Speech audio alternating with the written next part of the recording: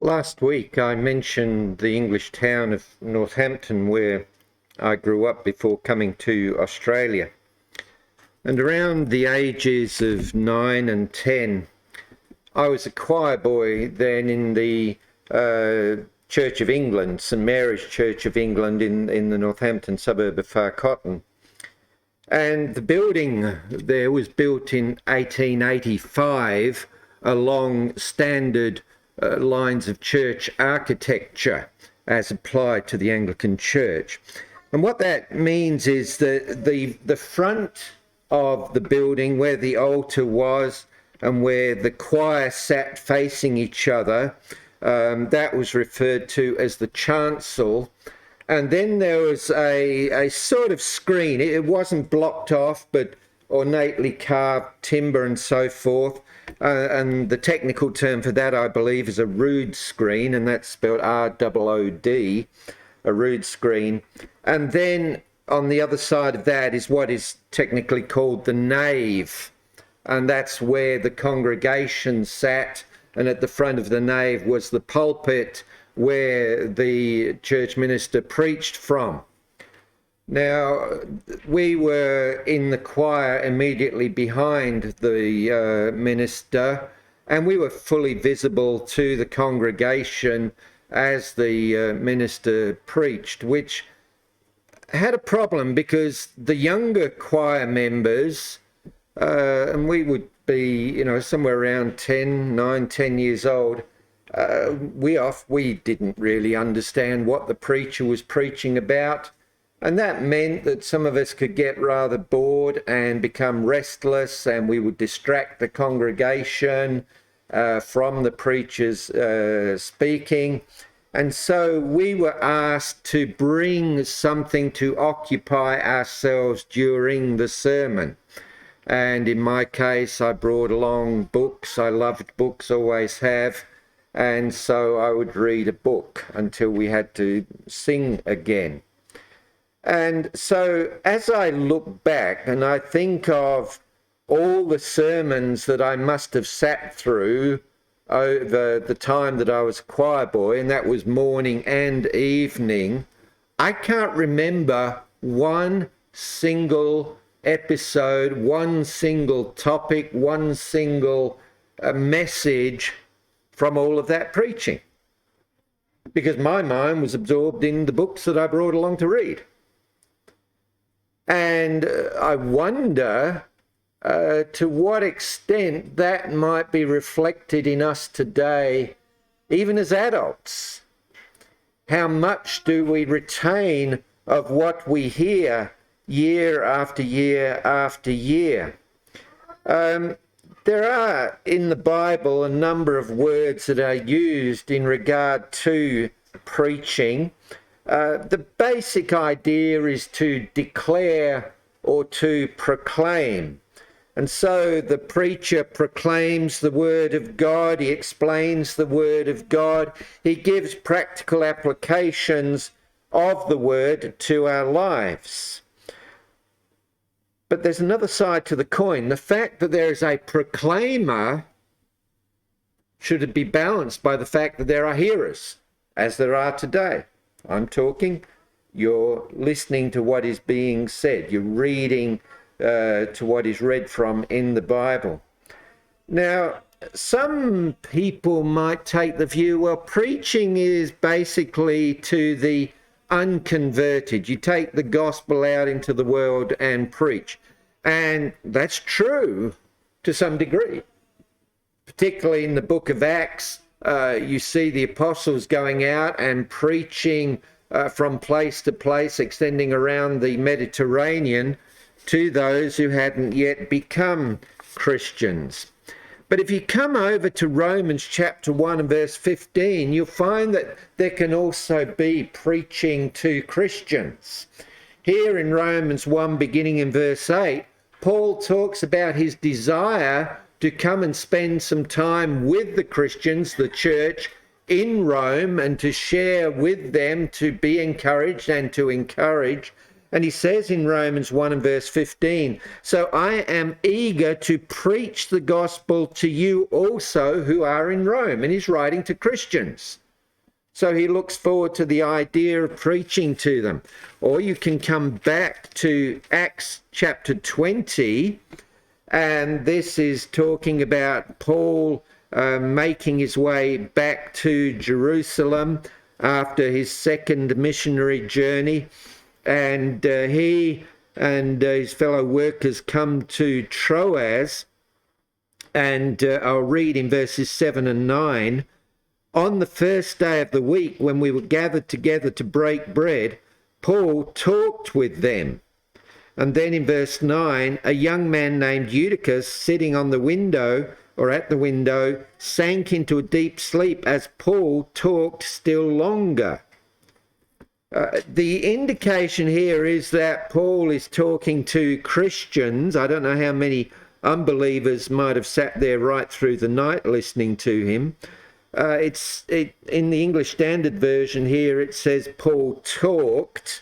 The Greek word that is used here can be translated discuss, dispute, preach, reason, or speak. Vine adds a bit more here in relation to this particular context. He says here in chapter 20, verse 7, the word talked is used, and I quote, not by way of a sermon, but by a discourse of a more conversational character. And that brings out the point that there may be various styles involved for proclaiming the word.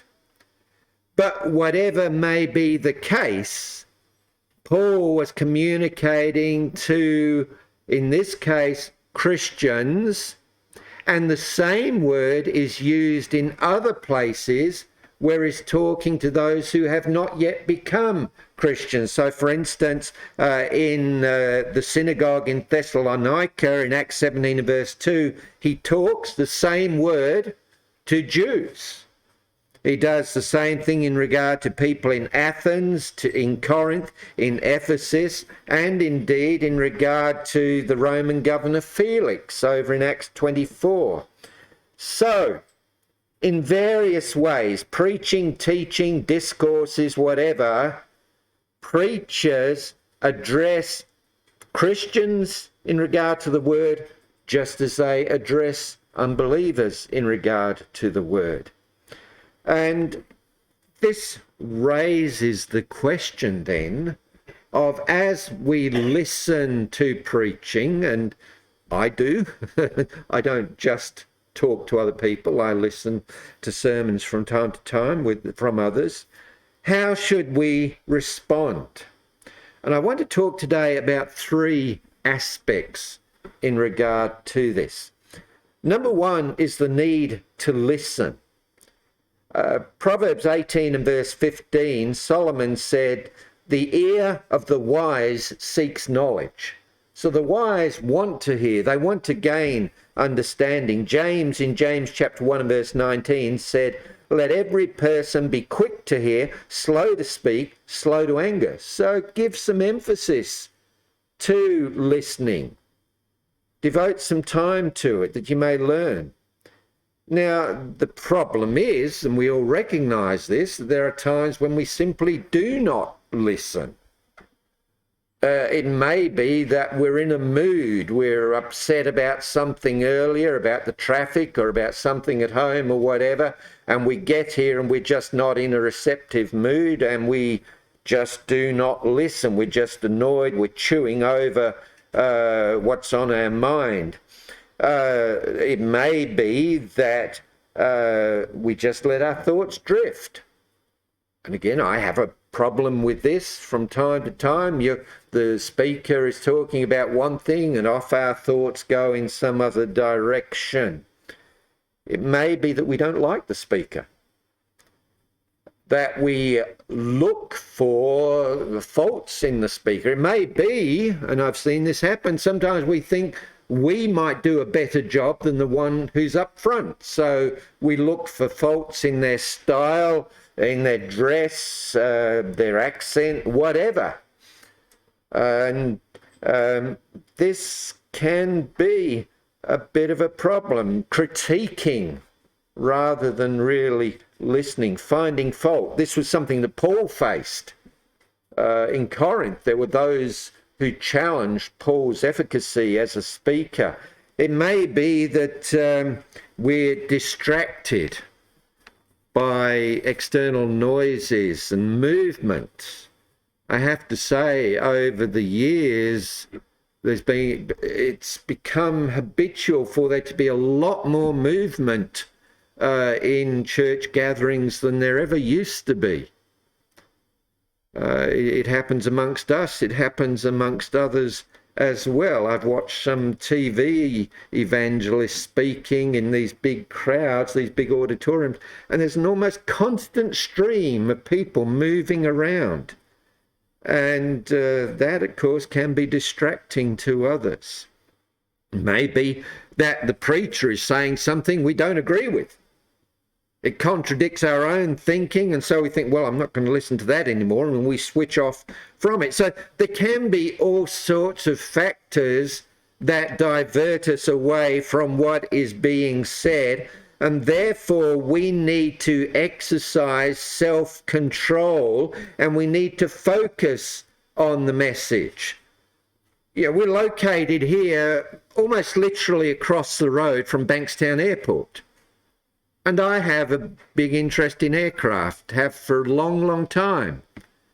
And sometimes an aircraft will go over. It's rather quiet today, but you know, some days there's a lot of aircraft, and I'll hear an engine sound that doesn't sound usual. It sounds different.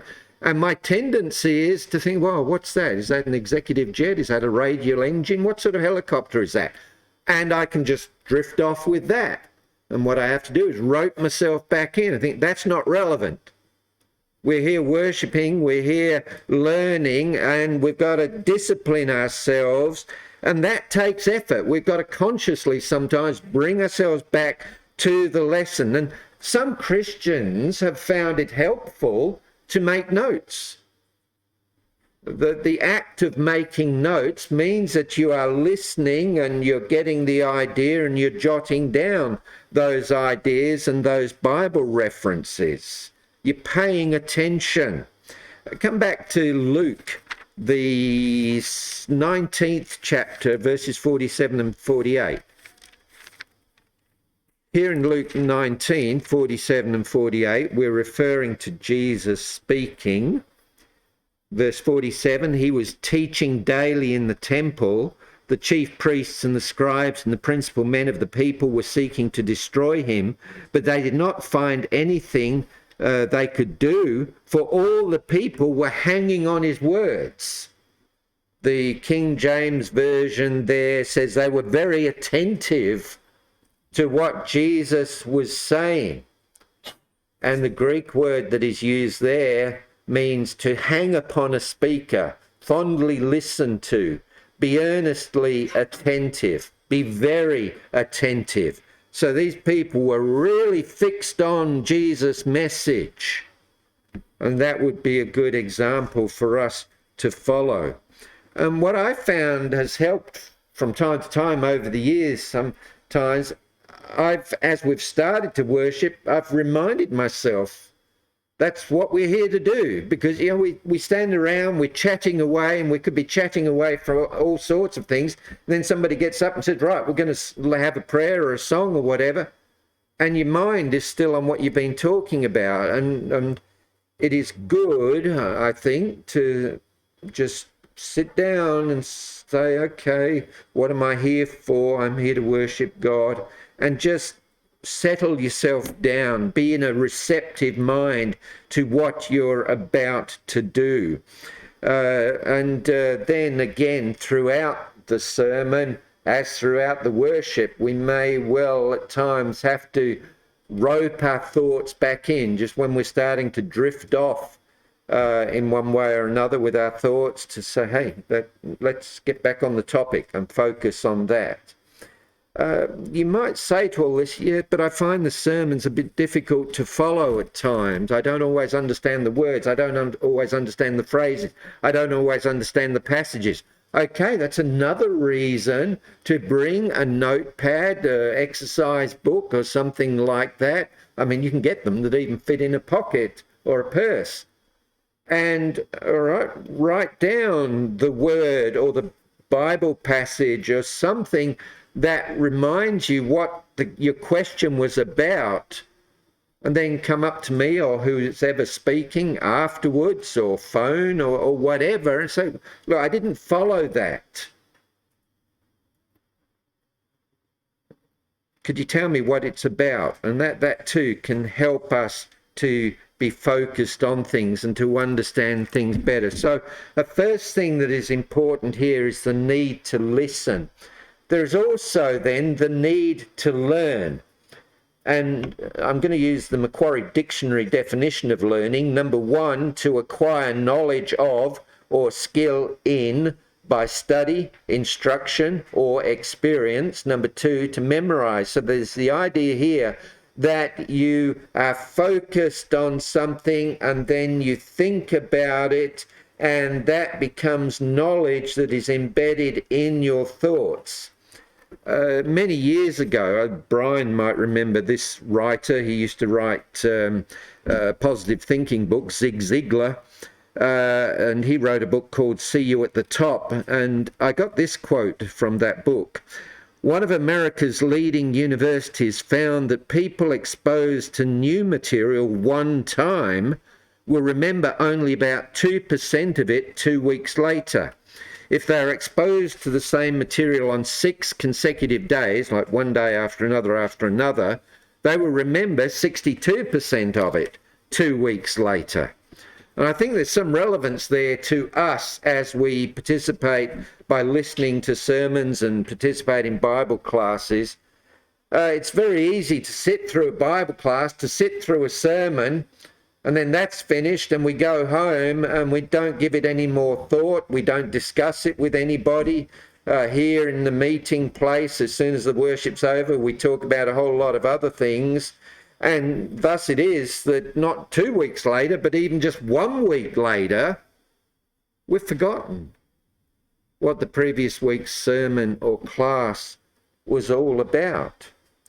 And so you have a case where a preacher year after year after year after year goes on studying, trying to develop new material, get into parts of the Bible that people are not familiar with, taking time to prepare lessons and classes and working at it, and even preparing lots of printed material that people can take home and learn from. He sometimes wonders, what's the good of it all? What's being accomplished? Because it seems like nobody's remembering, nobody's learning.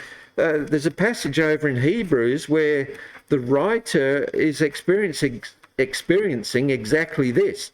Hebrews chapter 5, beginning in verse 8, he's talking here about Christ and he wants to go a bit deeper. Hebrews 5 verse 8, and this is talking about Jesus. Although he was a son, he learned obedience through what he suffered. And being made perfect, he became the source of eternal salvation to all who obey him, being designated by God a high priest after the order of Melchizedek. Melchizedek being an Old Testament character back in the time of Abraham. So the writer wants to talk about Jesus in the light of Melchizedek, but notice what he says in verse 11. About this we have much to say, and it is hard to explain, since you have become dull of hearing.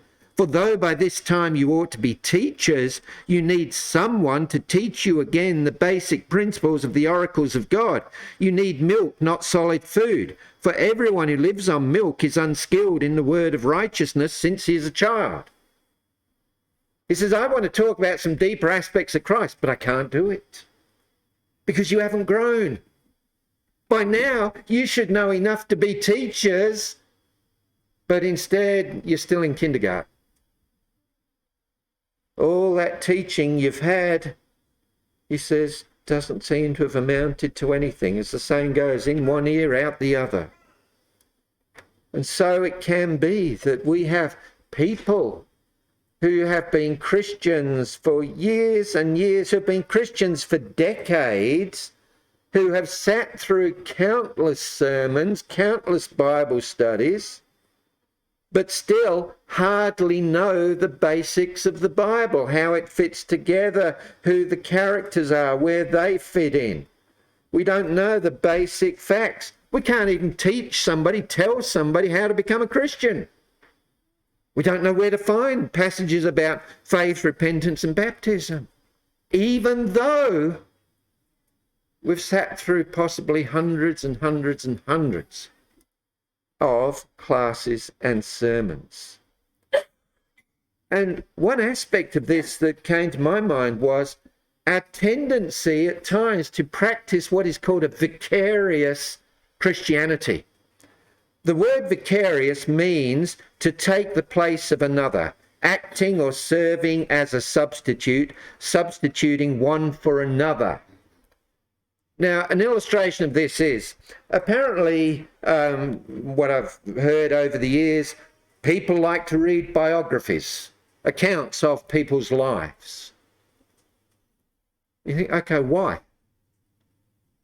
It may be that they're living life vicariously. They find their own lives so dull that they want to read about others and what excitement these others had in their lives and what they achieved.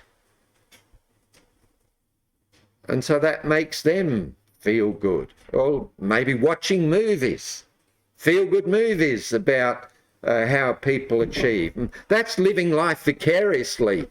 So you're looking at what others achieve rather than doing something about your own life. And so it may be in regard to the Bible that we're living Christianity in a vicarious sort of manner.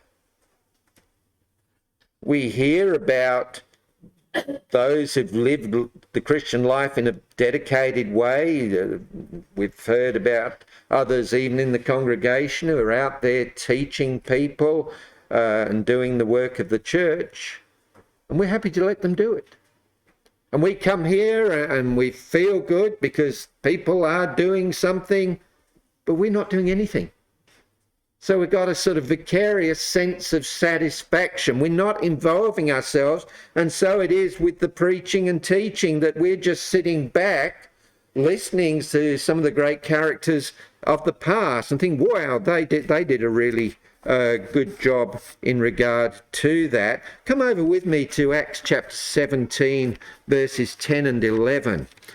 What I'm getting at here is we've got to participate. If we're going to learn, it's no good sitting back and saying, well, it's the preacher's job to learn and study and so forth. No. Acts 17, 10 and 11, Paul's on his second missionary journey. He's been to Philippi, he's been to Thessalonica. He's had a bit of a tough time. He goes on to a place called Berea. Acts 17, verse 10, the brothers immediately sent Paul and Silas away by night to Berea. And when they arrived, they went into the Jewish synagogue.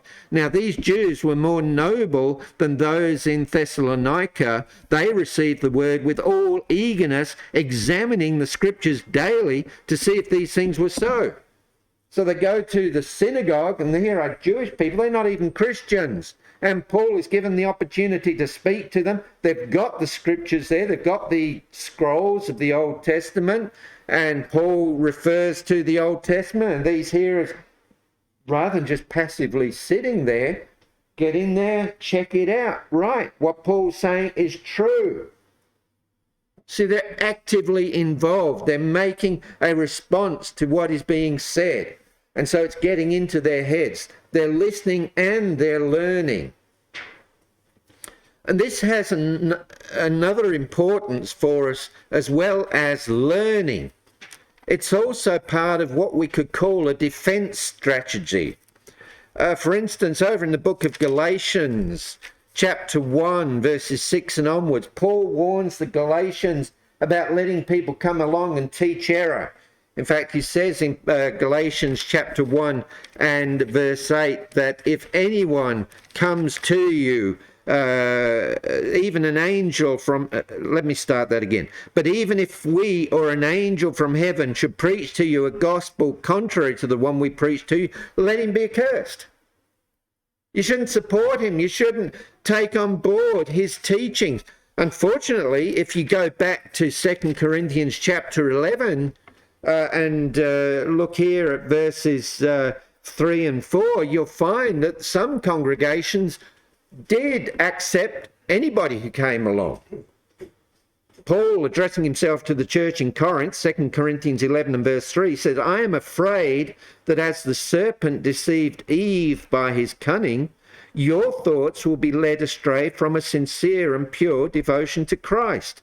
For if someone comes and proclaims another Jesus than the one we proclaimed, or if you received a different spirit from the one you received, or if you accept a different gospel from the one you accepted, you put up with it readily enough. You don't blink an eye.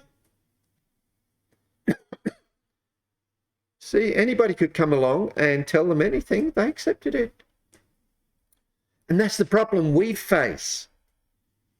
If we haven't studied and learned and thought about things and got some knowledge into our heads, then we're vulnerable to any sort of teaching that comes along. We're gullible. I mean, how do you even know that I'm speaking the truth at times? If you don't do some study yourself and check things out.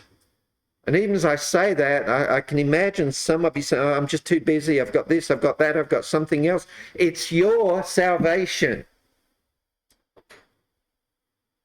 Somebody once said to me, you will always find time for the things that are important to you.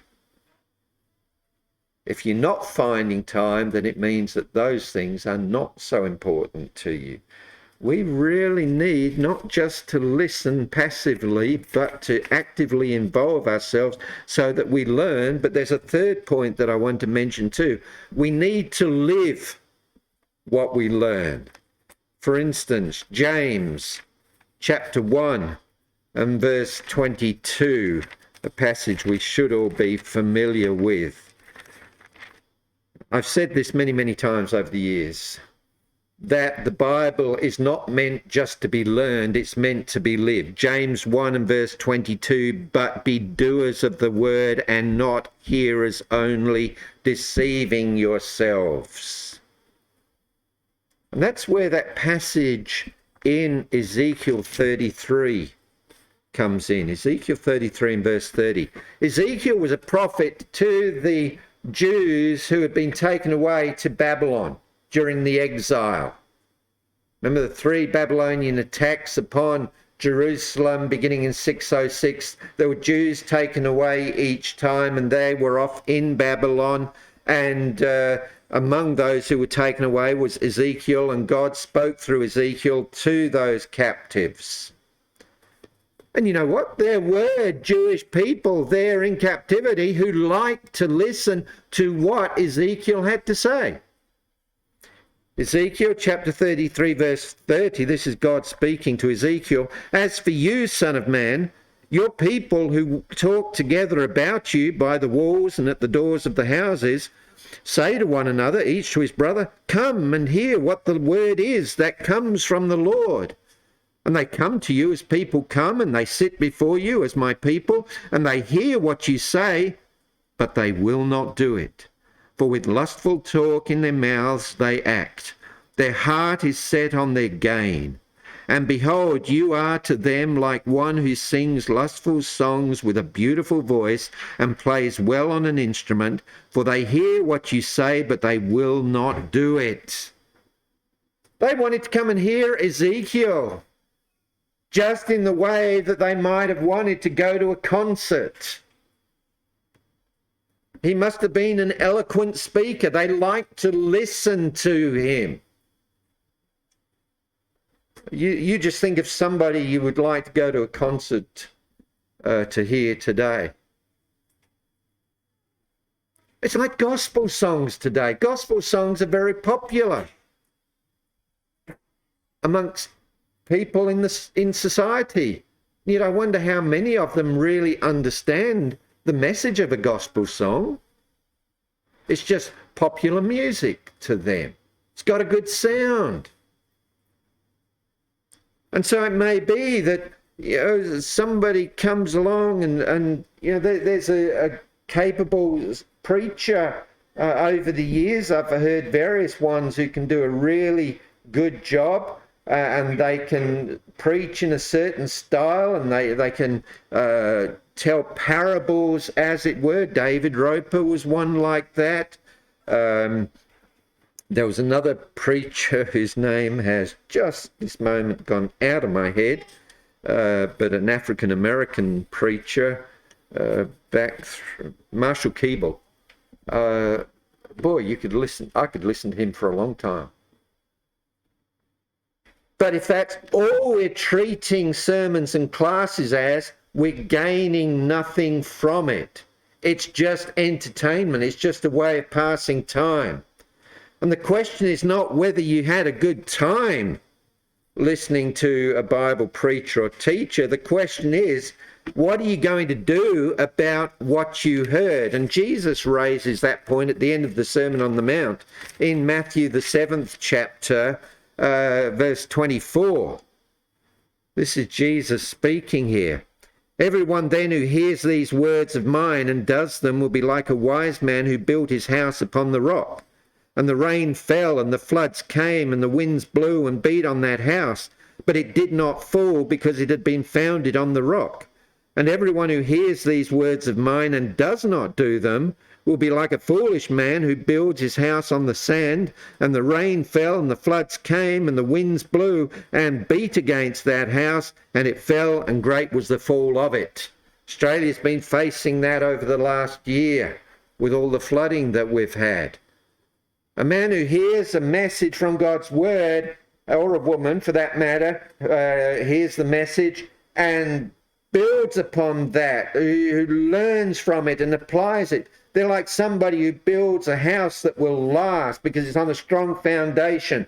And so they themselves as individuals will be able to stand up to all the challenges of life. But somebody else who sits through countless sermons and never does anything about them, who never learns, who never grows, is like the person who builds a house upon sand, and as soon as troubles come along, that house collapses because it's got no foundation, and the application is that their lives don't stand up to all the struggles of life, and their lives fall apart as well. When I was in America many years ago, and I would preach at a congregation there, and as is the custom over there, the preacher would then, when people are leaving, would stand at the main entrance, and as people would go out, you'd shake the hand, say hello, and people again and again and again and again, hundreds, because you'd have a congregation of several hundred people, would say, "Mighty fine sermon, preacher, enjoyed it." But you sort of think, I didn't preach it for you to enjoy it. I preached it to get a message across. And that's the whole point here. We need to listen, we need to learn, and then we need to live it, apply it. Somebody once said that the Bible is God's instruction manual for life. Now, we're not always good at reading instruction manuals. I was watching somebody recently had something new, opened the box, pulled it all out, set it all up, and off they went. I'm a bit like that with car manuals. In my glove box of my car is a car manual. I might have read bits of it. I haven't read a car manual for years and years and years. There are switches and buttons on my car that I have never used. The car works perfectly fine without them. They probably do something. They're there for a reason, but I'm not interested in them. And that's the way we can be with the Bible, that we know it's there, but we just don't have much time for it. We hear Bible sermons regularly. We sit through Bible classes every Sunday. A few join in the Wednesday night studies on Zoom. And for some of you, you may well have sat through hundreds and hundreds, if not thousands, of Bible classes and sermons. But here's the question: what impact has it had on your life How much of that is up there in your head? How much are you able to use that to talk to others? We need to listen attentively to sermons and classes, and then we need to go away and think about it so that we might learn more, and then we need to apply it. Do something. How would you apply today's lesson? Okay, from here on, I'm going to work something into my life. I used to go for hour-long walks. And I would spend half of that time praying, and I would spend half of that time going back over my previous week's sermon, thinking about applications and all of that sort of thing, what I could do with that. You can work it into your schedule if you really want to. Think of what Jesus said, "Blessed is he who hears my words and does them." Think about what James said, "Be doers of the word and not hearers only." Hear, learn, live. Let's stand and sing.